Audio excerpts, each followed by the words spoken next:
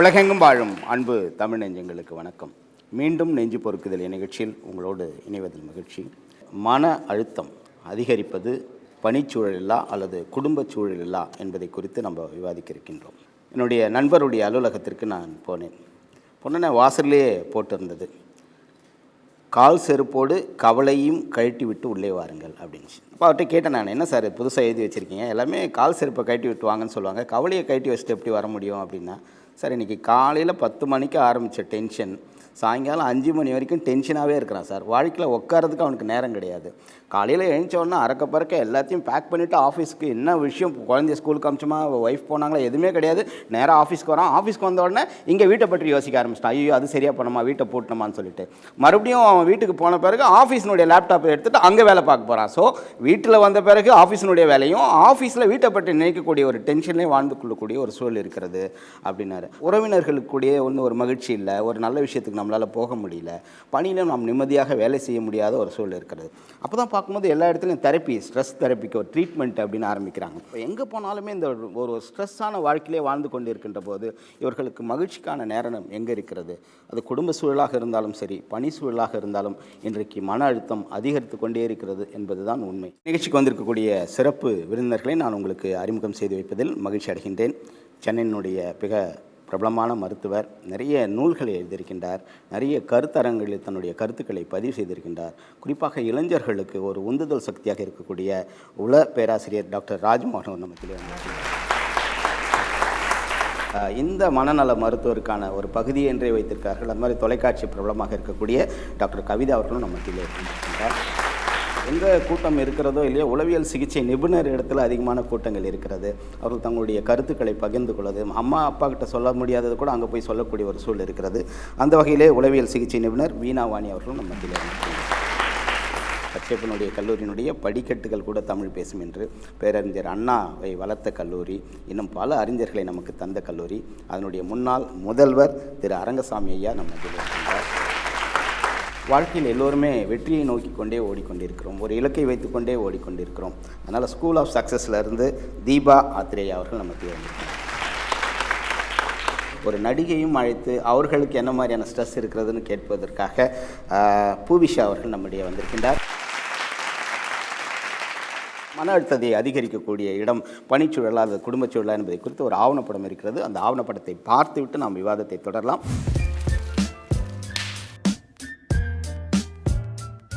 சமீபத்தில் பணிச்சுமையின் காரணமாக ஏற்படும் மன அழுத்தத்தால் கடந்த 7 ஆண்டுகளில் 228 இராணுவ வீரர்கள் தற்கொலை செய்து கொண்டுள்ளனர் என்கிறது ஒரு செய்தி.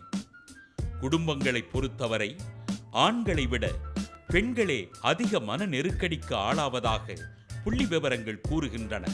காரணம், குடும்பச் சுமை என்ற கல்லை சுமப்பதுதான்.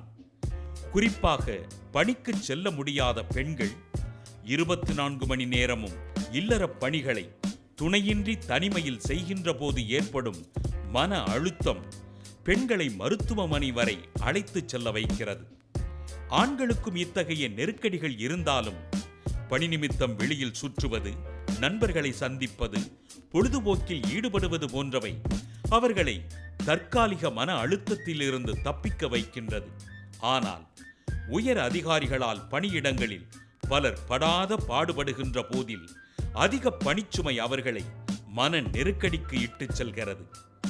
குடும்பத்தை பொறுத்தவரையில் பொருளாதார நெருக்கடி, பிள்ளைகளின் உயர்கல்விக்கு தடை, மருத்துவ செலவு, நிலையற்ற பணி போன்றவை ஆண் பெண் இருபாலருக்கும் மன அழுத்தத்தை ஏற்படுத்துகிறது குடும்பச் சுமையாக.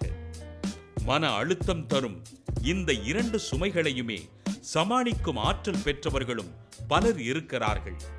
எந்த சுமையையும் அலட்டிக் கொள்ளாமல் அலட்சியமாக, அதே சமயம் கவனத்தோடு கடந்து செல்பவர்களே வாழ்க்கையை வெற்றிகரமாக வாழத் தெரிந்தவர்களாவர். இந்த மன அழுத்தத்திற்கான காரணம் இது அதிகமாக குடும்பச் சூழலில் இருக்கிறதா, பணிச்சூழலில் இருக்கிறதா சொல்லுங்கள். நம்மளோட நிறைய தடவை கிளைண்ட்ஸை மீட் பண்ணும்போதும் மிக அதிகமான ஸ்ட்ரெஸ்ஸுக்கு உள்ளானவங்க வீட்டில் இருக்கிறதுனால தான். அலுவலகத்தில் போய் ஃபேஸ் பண்ணுறதுக்கு வீட்டில் இருக்கிற பேக்ரவுண்டு தான் முதல் காரணமாக இருக்குங்கிறது தான் என்னோட கருத்து. பெண்கள் கல்யாணம் முடித்து இல்லைன்னா கல்யாணத்துக்கு முன்னாடியே வந்து குடும்ப பொறுப்புகள் வந்து அவங்களுக்கு அதிகமாக இளமையிலிருந்தே அவங்களுக்கு பூத்தப்பட்டு உள்ளது.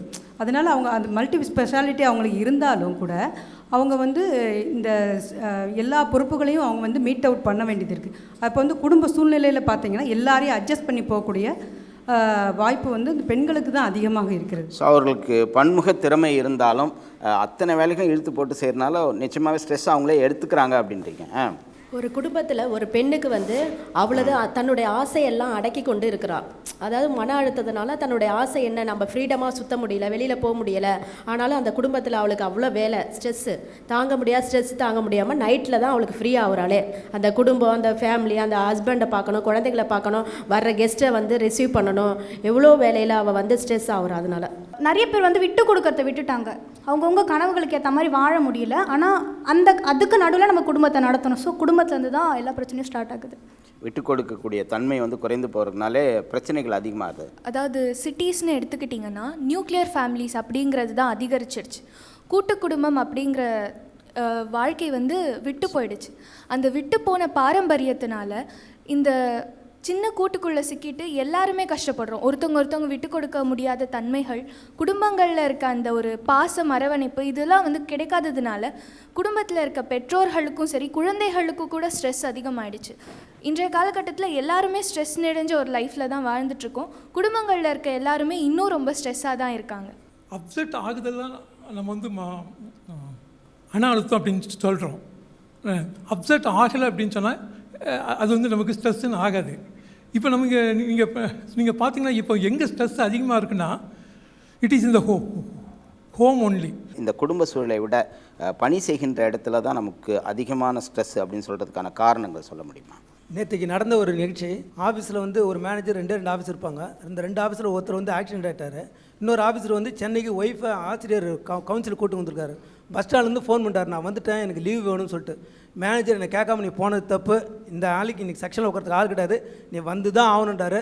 இவர் தெரிஞ்சவர்கள்லாம் ஃபோன் பண்ணி பார்க்குறாரு, எங்கே எனக்கு கொஞ்சம் யாருன்னா நீங்கள் வந்து என் ஒய்ஃபு பார்த்துங்க நான் ஆஃபீஸ் போகணும்னு சொல்கிறார். எங்கே நடக்கலை. அந்த பஸ் ஸ்டாண்ட்லேயே ஒரு அட ஆரம்பிக்கிற அளவுக்கு ஆகிடுச்சு. ஏன்னா இன்றைக்கி வரலன்னா உனக்கு ஷார்ட் ஷீட் ஃப்ரேம் பண்ணுவேன், அப்புறம் அந்த வர இன்க்ரிமெண்ட் கட் ஆகிடும் பார்த்துக்கோன்னு சொல்லிட்டு உடனே ஏஜிஎம் ஃபோன் பண்ணுறாரு. நீ யார் எனக்கு ஃபோன் பண்ணுறதுக்கு? இவன் மேனேஜர் இருக்கல, அவர் தான் லீவ் தரணுன்றார். மேனேஜர் வந்து எனக்கு சப்ஸ்டியூட் வந்தால் உனக்கு நான் லீவ் தரேன்றார். அந்த டென்ஷனோட வேறு எதுவும் இருக்க முடியாது. ஆஃபீஸ் டென்ஷன் ஒரு உதாரணத்துக்கு தான் சொன்னேன். இன்றைக்கி ஆட்குறைப்பு, பணிச்சுமை அதிகம் இருக்கிற இடத்துல மேக்ஸிமம் வேலை வாங்கினது, ஒரு இலக்கை எட்டணுன்றதுக்காக எம்டி, எக்ஸிக்யூட்டிவ்ஸ், சேர்மன்லாம் போட்டு கீழே கொண்டு ஒரு வாட்டிடுறது. அந்த வாட்டில் அப்படியே கீழே வந்து கடைநிலையுடைய சப்ஸ்டாப் கிட்ட கொட்ட வேண்டியது. அவங்க வேற எங்கேயும் கொட்ட முடியாமல் ஒருத்தர் போட்டு அடிச்சுட்டு ஆஃபீஸ் இல்லாமல் ரணகலத்தோடு அந்த கம்ப்யூட்டர் தூக்கி போட்டு வாஷிங் மிஷின் அடிக்கிற அளவுக்கு போகிறான்னா அது காரணம் மனச்சுமை ஆஃபீஸில் தான் அதிகம். அக்கறைக்கு இக்கறை பச்சைன்னு ஒன்று சொல்லுவாங்க இல்லையா, அவங்க ரொம்ப அழகாக சொன்னாங்க. லிமிட்டடாக தான் எங்களுக்கு ஸ்ட்ரெஸ் இருக்கும் அண்ட் ரிலாக்ஸேஷனுக்கு நிறைய டைம் இருக்குன்னு. ஆனால் இப்போ யோசிச்சு பார்க்கணுன்னா எந்த ஆஃபீஸ் 9 to 5 முடிக்கிறாங்க? கண்டிப்பாக கிடையாது. ஸோ முன்னாடி 9 to 5 8 hours இருந்தது, limited time, all that is fine. இப்போ இருக்க எல்லா ஆஃபீஸுமே 10-11 hours ஈஸியாக நாங்கள் ஒர்க் பண்ணுறோம். ஐடி கம்பெனியாக இருந்தாலும் சரி, என்ன கம்பெனி 11 hours ஒர்க் பண்ணிட்டு திரும்ப வீட்டுக்கு வரும்போது யாருக்குமே எனர்ஜி இருக்கிறது இல்லை. ஆஃபீஸ் ஸ்ட்ரெஸ்ஸும் சேர்ந்து வீட்டில் இருக்க இவங்களோட ஸ்ட்ரெஸ் என்னதான் இருந்தாலும் கொஞ்சமாக இருந்தாலுமே அந்த ஸ்ட்ரெஸ்ஸும் ஆஃபீஸ்லேருந்து வரவங்க மேலே தான் திணிக்கப்படுறது. ஸோ ஆஃபீஸில் இருக்க ஸ்ட்ரெஸ்ஸும் இல்லாமல் வீட்டில் இருக்கவங்களோட ஸ்ட்ரெஸ்ஸும் சேர்ந்துட்டு யாருக்கு மன உளைச்சல் நிறைய இருக்குன்னா கண்டிப்பாக வேலை பார்க்குறவங்களுக்கு தான் நான் சொல்வேன். அடுத்தவங்க குடும்பத்தை பார்த்து நம்ம குடும்பமும் அந்த மாதிரியே இருக்கணும் அப்படின்னு சொல்லும்போது ஒப்பிட்டு பார்க்கின்ற போது எப்போ பார்த்தாலும் பக்கத்து வீடே சொல்லிட்டு இருப்பாங்க. அந்த ஒப்பீடு ஆஃபீஸில் நிம்மதியாக வீட்டுக்கு வந்த உடனே எங்க இது வாங்கிட்டு வரலையா, அது சொன்னேன் இது செய்யவே இல்லையே, என்னங்க இது அப்படின்னு உடனே குடும்பத்தில் ஒரு குழப்பம், மன உளைச்சல் ஆரம்பிச்சிடுறது சார். அலுவலகத்தில் எந்தெந்த இடத்துல நமக்கு ஸ்ட்ரெஸ் ஜாஸ்தியாக? அதாவது சொல்லுங்கள். பொறுப்புணர்ச்சியும் மனசாட்சியும் நேர்மையும் ஒருத்தர்கிட்ட இருக்கும் பொழுது தொடர் மன அழுத்தம் ஏற்படும். அவங்க பணியில் ஏற்படுறத விட சுற்றுப்புற சூழல், முதலாளியும் அது நிறுவனமாக இருக்கக்கூடிய நெருக்கடி, அதுக்கப்புறம் கீழே இருக்கிற தொழிலாளர்களுடைய வேலை வாய்ப்புகளை அவங்கள உருவாக்குறதுக்கு ஏற்படுற தொடர் மன அழுத்தங்கிறது அதிகமாக இருக்குது. ஸோ பொறுப்புங்கிறதையும் நேர்மையாக இருக்கிறது ரொம்ப இந்த சூழலில் கஷ்டமாக இருக்குது. இருக்கிறவங்க மேலே ஒரு அன்ரியலிஸ்டிக் டெட்லைன் ஒன்று கொடுத்து, ஒரு டார்கெட்டுன்னு ஒன்று கொடுத்து, அதை நீங்கள் இந்த ஒரு குறிப்பிட்ட டைம்குள்ளார பண்ணி கொடுக்கணும், அது பண்ணலைன்னா உங்களுக்கு வந்து பின்விளைவுகள் ஜாஸ்தின்னு, அது பண்ணுறதுனால நம்ம கம்பெனிக்கு ஒரு நல்ல இது கிடைக்கும், அதனால் நீங்கள் மேம்படுவீங்கன்ற ஒரு பாசிட்டிவாக எடுத்து உரைக்கிறது பதிலாக உங்கள் மேனேஜர்ஸே இது பண்ணலைன்னா உனக்கு வேலை போயிடும், இது பண்ணலைன்னா உனக்கு ப்ரொமோஷன் வராது, இந்த மாதிரி நெகட்டிவாக பேசியே வந்து நல்லா இருக்கிறவங்களையும் ஒரு மாதிரி டிப்ரெஸ் இன்ட்ரெஸ்ட் ஆக்கிடுவாங்க. இன்ஃப்ராஸ்ட்ரக்சர் வந்து மினிமமாக கொடுத்துட்டு அவுட்புட் வந்து ரொம்ப அதிகமாக எதிர்பார்ப்பாங்க. அது வந்து ஒன் ஆஃப் த பிக்கஸ்ட் ஸ்ட்ரெஸ்டாக போயிடும். நம்ம அவுட்புட் கொடுக்க முடியுமா கொடுக்க முடியாதான்னு. ஏன்னா இன்ஃப்ராஸ்ட்ரக்சர் லிமிட்டடாக வச்சுருவாங்க. அது ஒரு ரீசன் ஃபார் ஆஃபீஸில் வந்து ஸ்ட்ரெஸ் வருது. சார் ஆஃபீஸில் வந்து இன்ஃப்ராஸ்ட்ரக்சர் நம்மளுக்கு நிறையவே இருக்குது சார். என்னால் முடியலன்னா இமீடியட்டாக அவர்கிட்ட கொடுத்து வேலை பார்க்கலாம். வேறு ஃபேமிலியில் அப்படி கிடையாது. We have to do the work. நம்ம தான் அந்த வேலையை அதுக்கு அவங்களுக்கு ஆப்ஷன் இருக்குது, நமக்கு அந்த ஆப்ஷனே இல்லை. உதாசீனப்படுத்துறது ஒன்று தாங்க மிகப்பெரிய ஸ்ட்ரெஸ்ஸாக இருக்க முடியும். அலுவலகத்தில் மேனேஜரை ப்ளீஸ் பண்ணணும், டீமில் இருக்கிற எல்லாரையுமே நான் ப்ளீஸ் பண்ணிக்கணும், எல்லாரோடையும் கோஆப்ரேட் பண்ணிக்கணும். கட்டாயம் நிறைய நேரம் நான் ஆஃபீஸ்க்கு தான் நான் இம்பார்ட்டன்ஸ் கொடுக்கணும்னு சொல்கிறத கொஞ்சமாவது அந்த ஆஃபீஸ்க்கு நீங்கள் இவ்வளோ தூரம் 365 days 24/7 ஒர்க் பண்ணும்போது யார் பின்னாடி இருக்காங்க இவ்வளோத்துக்கும்? நீங்கள் என்ன பெரிய அவார்டு வாங்குறீங்க, யார் இதுக்கு எல்லாத்துக்கும் மூல காரணம்னு நம்ம ஒரு காலத்துலையும் திங்க் பண்ணிக்கிறதே இல்லை.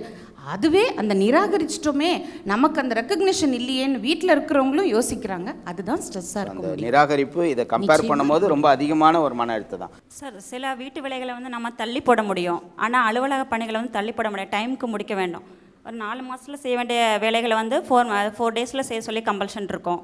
அந்த மாதிரி ப்ரெஷர் அதிகமாக இருக்குது. அப்புறம் பராபரட்சமின்மை காட்டுவது, அது மாதிரி வெளிநாடுகள் பயிற்சிகளில் வந்து பார்ஷியாலிட்டி பார்த்து அனுப்புவது, அந்த மாதிரி ப்ரெஷர் அதிகமாக இருக்கும். இன்னொன்று வந்து ஹவுஸ் ஒய்ஃப் ஒர்க்கிங் உமன் வந்து ஒர்க்கிங் உமனாக மட்டும் இல்லை, as a mother, as a teacher for the சில்ட்ரனுக்கு அண்ட் அஸ் ஏ ஒய்ஃப் எல்லாமே எல்லா கேட்டகரியுமே அவங்க எடுத்து பண்ண வேண்டியது இருக்குது. அதனால் வந்து அவங்க ஹவுஸ் ஒய்ஃபை விட ஒர்க்கிங் உமன் தான் அதிகமான ஸ்ட்ரெஸ்ஸை எடுத்துக்க வேண்டியது சொல்லிடும். So being a doctor, I am doctor, so diabetologist. So டாக்டர்ஸ்னு வரும்போது எங்களுக்கு எவ்வளோ ஸ்ட்ரெஸ் இருக்குதுன்னு பார்த்தீங்கன்னு வச்சுக்கோங்களேன். ஃபுல்லாக ஒர்க் டென்ஷன் தாங்க.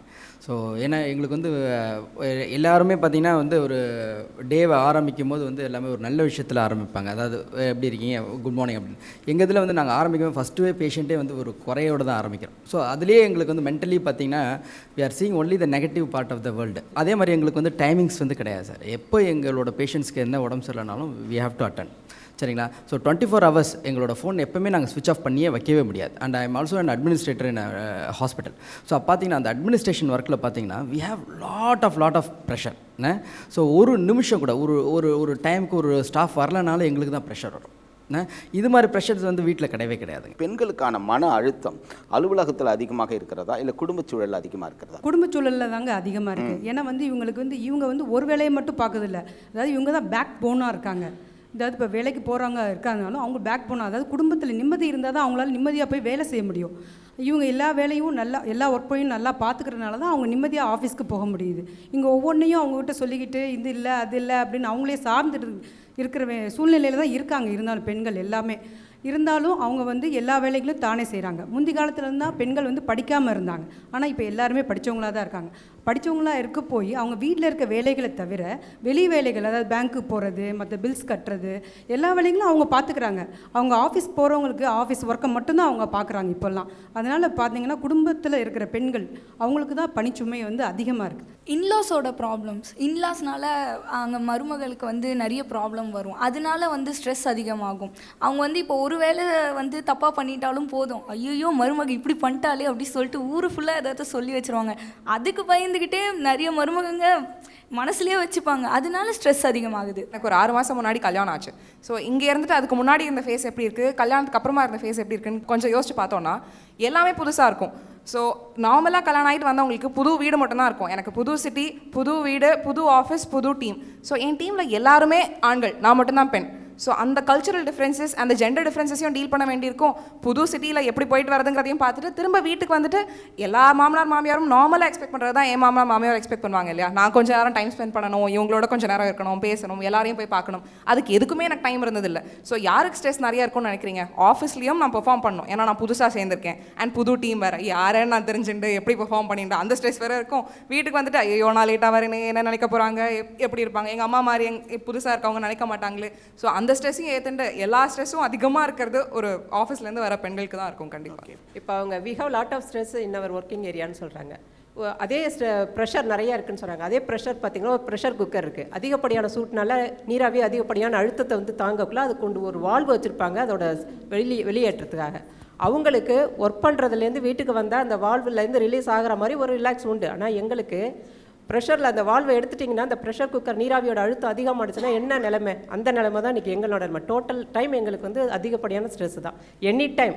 அது குடும்ப உறுப்பினர்களாலே, அவங்களுக்காவது 3வது மனுஷன் தான் ஸ்ட்ரெஸ் தராங்க, அந்த டிப்ரெஷன் தராங்க. எங்களுக்கு குடும்ப உறுப்பினர்களே கொடுக்கக்குள்ள, எங்களால் அவங்களால புறக்கணிக்கப்படக்குள்ள, அவங்களால ஒதுக்கி வைக்கப்படக்குள்ள ஏற்படக்கூடிய அந்த மன அழுத்தங்கிறது சுய மதிப்பு எங்களுக்கு குறைக்குது. குறைவான சுய மதிப்பு, அதுலேருந்து சுய பச்சாதாபம், அதுலேருந்து சுய கழிவிறக்கம், மன அழுத்தம் தானாக வருது. ஹஸ்பண்ட் ஒய்ஃப்குள்ளே சண்டை வருது, ஓகே 2 to 3 days பேசாமல் இருப்பாங்க.